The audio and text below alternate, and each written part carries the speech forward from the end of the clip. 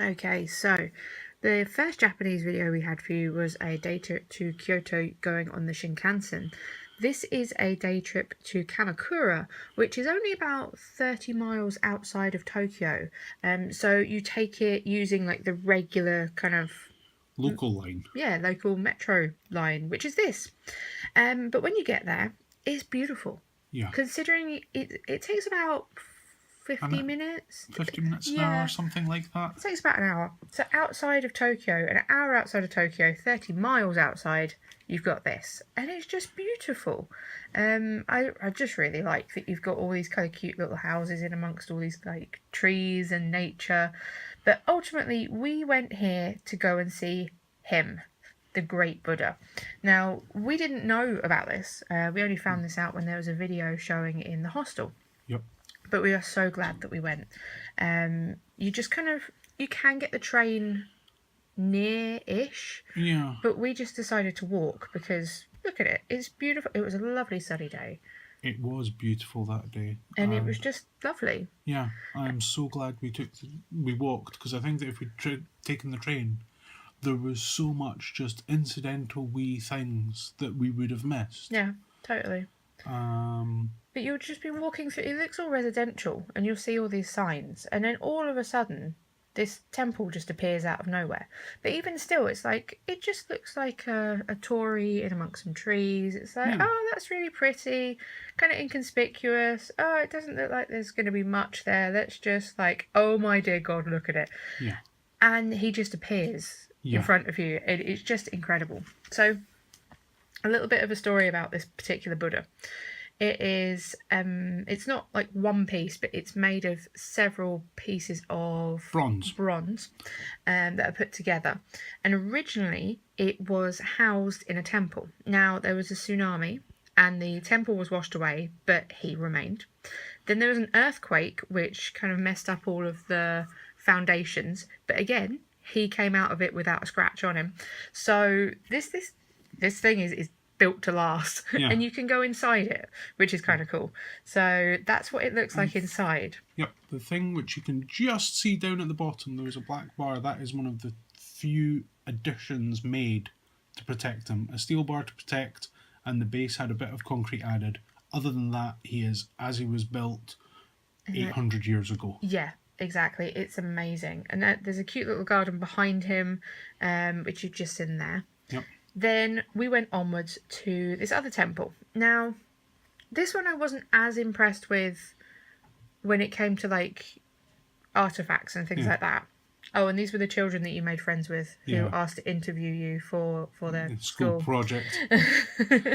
This came about because they were taking a photo in front of the shrine, and I thought, that's not fair. One person's not in it, so I offered. And then they were your friends the whole way around. Yeah. But the thing though with this, while there are parts of it that I think are really cool, the best bit is the view that you get.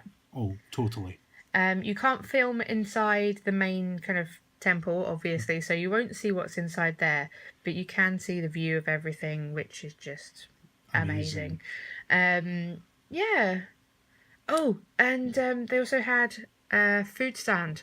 So you ended up getting a vegetable nikaman or a bao for us to try. It was actually really bloody good. Yep. It had like beans, soy sauce beans inside it. It was lovely.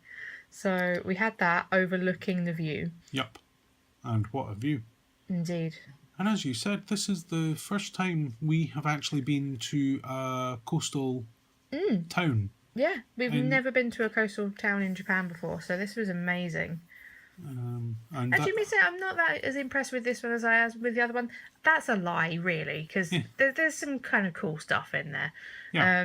It was just like the main event of this particular temple isn't particularly kind of spectacular, but everything else around it is just amazing. Like the waterfalls, there's caves as well that you go through. Yep.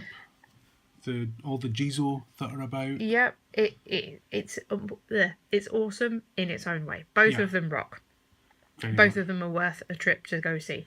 Now, this is from the top of the kind of bit that you go up, and after seeing that, we're like, do we walk straight back to the station or do we walk via the sea? You know, the long way. We walked via the sea. And yeah, you were like, oh, we'll just walk along the beach. And it was like, nah, we're going paddling. And you just sort of looked at me. And it was like, no, because you grew up... I grew up by the sea, so I have a thing about going paddling and getting in water. If there is a body of water, I will want to climb in it. So I was like, no, this is happening. And I then We'll just go down to the beach and... yeah. I screeched and I squawked and I squealed and... Oh, but it was lovely. It wasn't that cold, actually. It was pretty warm. Yeah. And we got very, very sandy feet. so sandy. But yeah. So yeah, Yugihama Beach. Mm-hmm. And after that, it was straight back to the train station, which was absolutely mobbed.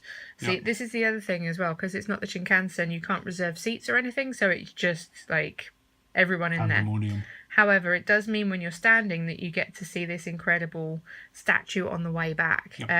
Unfortunately, it was starting to get a bit dark by this point, so we didn't stay to go. But next time we're in the area, we are definitely going to have to go and look at that.